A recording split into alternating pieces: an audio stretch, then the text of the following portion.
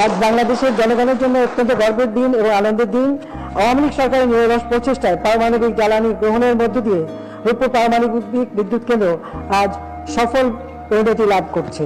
President জনাব Vladimir পুতিনকে ব্যক্তিগতভাবে ধন্যবাদ জানাচ্ছি, কৃতজ্ঞতা জানাচ্ছি।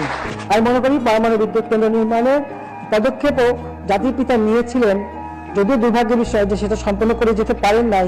তবে আমি আজকে আনন্দিত যে আমাদের বন্ধু প্রতিম দেশ রাশিয়ার সহযোগিতায় আমরা সেই পারমাণবিক বিদ্যুৎ কেন্দ্র তৈরি করছি।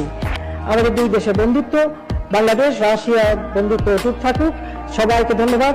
জয় বাংলা, জয় বাংলাদেশ।